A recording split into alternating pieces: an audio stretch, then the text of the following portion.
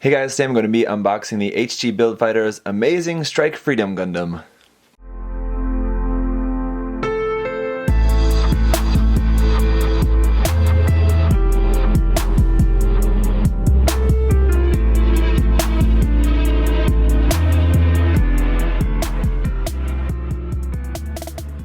So I just want to say thank you to MindFenix Hobby Store, as always, for sending me this kit to share with you guys.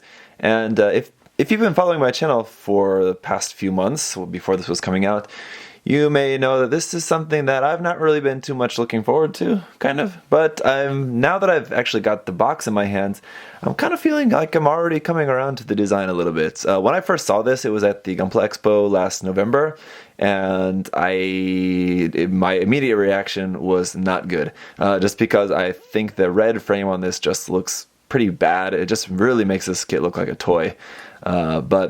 Anyway, and then just didn't know if it was actually going to be coming out as a kit form or if it was just there on display, just like to promote Dengeki Hobby Magazine or something like that. Anyway, but it was actually coming out. This is from the Amazing Ready manga. Apparently, this is Meijin Kawaguchi's mobile suit. So you can see after the Amazing Red Warrior, he went for Amazing Red frame of the Strike Freedom Gundam and just changed up the design and just stuck the funnels or the Dragoons, instead of being on wings, they're just everywhere else, all over the whole suit and on the weapons and everything. So I don't know, it's an interesting design, and I think this is going to be kind of similar to the Luna Gazer, where I'll maybe appreciate the kit more when I can picture it in different colors, maybe with just a regular color inner frame and just a different kind of overall color scheme, because there's some cool design aspects that I like. Overall, the box art does really help it quite a bit too, because I feel like this box art is pretty nice. Definitely better than what we've seen in a lot of the more recent Gundam Build Fighters box art. This definitely has a more like Universal Century kind of look to it, and that's what I feel like about this kit too. Like, the more I look at it, it almost looks sort of like a Universal Century version of the Strike Freedom. So I think it's got a interesting look. It's also a relatively big box. You can see it's a thicker HG box, so it's quite a lot of stuff in here. Number 53 in the Build Fighters line. This is based off of the Strike Freedom Revive kit, so that was a really nice kit. So I'm sure the quality of this will be good, if nothing else. It has the stylish proportions. It says it has various hand parts are included. I wouldn't really call it various. It has 2 holding hands and I think maybe 2 open hands. That might be it. It has a shoulder marking sticker, so that's pretty cool. Obviously, just a sticker. It's the Vrabe Dragoons, so yeah, it has those Dragoons that are attached onto these parts on the backpack. It has Dragoons on the side of the rifle. It has Dragoons on the shield. It has Dragoons on the side skirt rail cannons there. It has the rifles of the Strike Freedom Gundam. Now they're like cannons on the backpack, which I think is much better. I like that. Not really a fan of those rifles for the Strike Freedom. They look much better. They're mounted on the backpack. Here you can see some other Meijin Kawaguchi mobile suits. We got the Vrabe and the Hainu Vrabe, the Amazing Red Warrior, and now the Amazing Strike Freedom. On the other side, just front and back images, what the kit's going to look like when it's all painted up. Again, yeah, just not really too jazzed on those colors, but I think if we just change up the color a little bit, it'll definitely be better. A little bit there about some stats of the mobile suit and the series, just a really very quick summary there of the Amazing Ready manga. 2,300 yen for the price tag for this, so 2,300 yen is pretty high for an HG kit. It's almost the cost of a real grade kit, but like I said, this box is pretty large. There's quite a lot of stuff in here. So there we've got obviously very recognizable parts from the Revive Strike Freedom, and those look like all new parts for that one. There, we've got the Dragoons here, look like to be in a slightly purplish blue color. Just interesting color there. Oh, the inner frame, instead of gold, it's not actually just red either. It's like a glossy red, like pearl injected red. So that's interesting. Red polycaps here as well. Some more inner frame. Dark blue parts. These are all new. So quite a bit new, actually, in this kit. Alright, then here we got our manual. On the top there, box art once again. On the bottom here, the artwork of that, and then about Meijin Kawaguchi. So you're just looking at the artwork here. It's really nice artwork, for sure. I like that artwork. Naoki designed, I believe. And then here, just information about that, and then information about Meijin Kawaguchi there. Going to the back, just the photos there, front and back painted. The Dragoon weapon binder, information about that, the Dragoon weapon binder here. And then the color guide there in English and Japanese. So that's all good. And then a little bit more about some other of the more recent HG Build Fighters kits that have been out. Would be kind of interesting, actually, looking at this. As busy and complicated as this kit already is, that's kind of like my one complaint about it that I'm looking at. It's just so much going on in the backpack. But this is actually a kit that I think that the Lightning Back Weapon System Mark III actually might look good on. So that's something to think about if I wanted to give this even crazier backpack.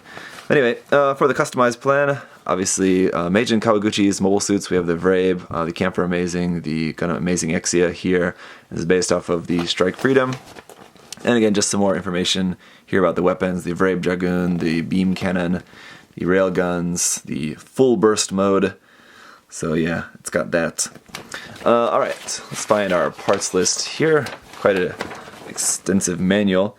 Looking at this, I can tell the A1, A2, and C runners are definitely older ones, so those are going to include some parts that are going to be left over that we won't use in this case, including the beam shield, it looks like.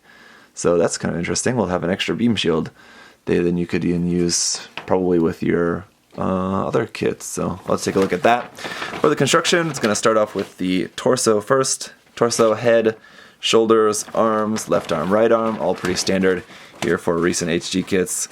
Finishing up the upper body, then onto the feet, left leg, right leg, waist section, and finishing up the lower body.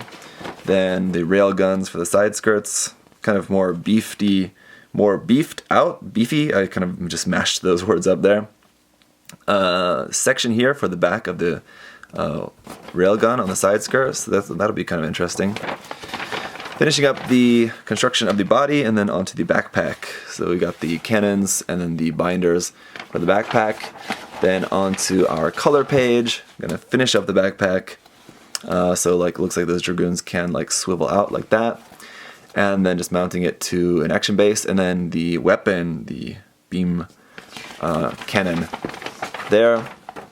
Finishing that up, and then just showing about how everything moves and how to do the full burst mode and all of that. So, alright, let's get a look at the runners. Alright, so here's our foil sticker sheet. Now we've got the stickers there for the eyes, some blue stickers here for the camera lenses. That's all not too bad, but then we do have some pretty large color app stickers here, so especially these really big red ones are having me a little bit worried here. These smaller, like metallic red strips, not too bad. These yellow ones, yeah, I mean, could be worse, but those red ones do look pretty bad. Then we do just have our one little sticker here. Now it's nice that this was included. Of course, it would have been nice if this was a waterslide decal, of course, but it's a pretty cool looking sticker. It's just the Amazing Strike Freedom Gundam logo there, and yeah, it should look pretty cool on the shoulder, assuming that it fits really nicely on there. And then PC002 for our standard polycap runner here, just in a pretty ugly looking red, to be honest. The metallic red for the frame is looking kind of nice, but this red, yeah, just kind of not so much, but hopefully these just won't be very visible. Alright, so runner A1 here, this is all just parts from the normal Revive Strike Freedom Gundam, so there's going to be a handful of parts on here that we're not going to be using. In this case, just all molded in white. And then we do have runner A2 as well, which is a copy of this section here. And then skipping to runner C, again, just all parts from the Revive Strike Freedom Gundam, all pretty much in almost the exact same colors as well. Actually, this is in that same kind of like light bluish gray color. Yellow there for part of the V-fin, some kind of like dull red here for some accents and vents and things like that.